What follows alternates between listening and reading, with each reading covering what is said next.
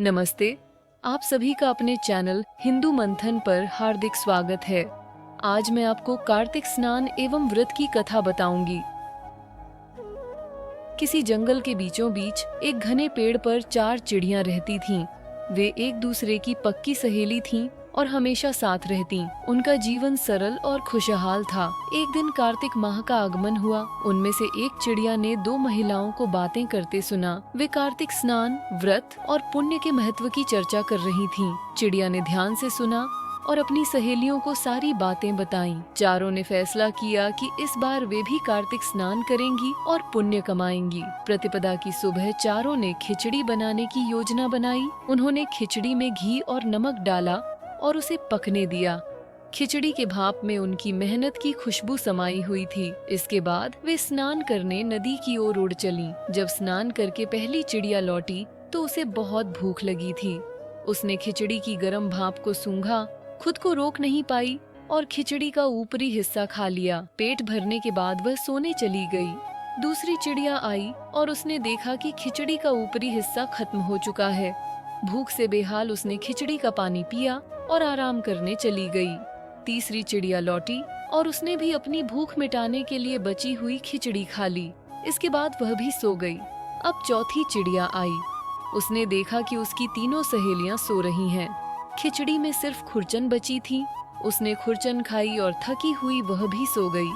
उस शाम एक भीषण तूफान आया और चारों चिड़ियां इस दुनिया को अलविदा कह गईं।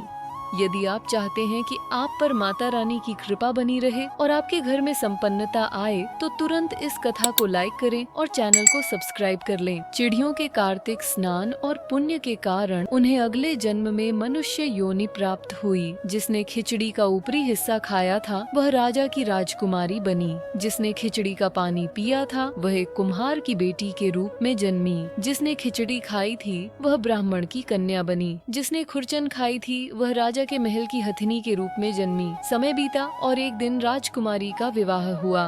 वह अपने साथ अपनी सहेली, ब्राह्मण कन्या और दासी, कुम्हार की बेटी को ले जाने का आग्रह करने लगी। राजा ने इसकी अनुमति दे दी। जब उसने हाथिनी को भी अपने साथ ले जाने की इच्छा जताई तो सभी चौंक गए। हाथिनी चलने को तैयार नहीं थी। तब राजकुमारी ने हथिनी के कान में जाकर पिछले जन्म की सारी बातें सुनाई। यह सुनते ही हथिनी खड़ी हो गई। यह देख राजकुमार ने पूछा, तुमने ऐसा क्या कहा कि यह तुरंत खड़ी हो गई? तुम कौन हो? राजकुमारी ने अपने पिछले जन्म की सारी बातें सुनाई।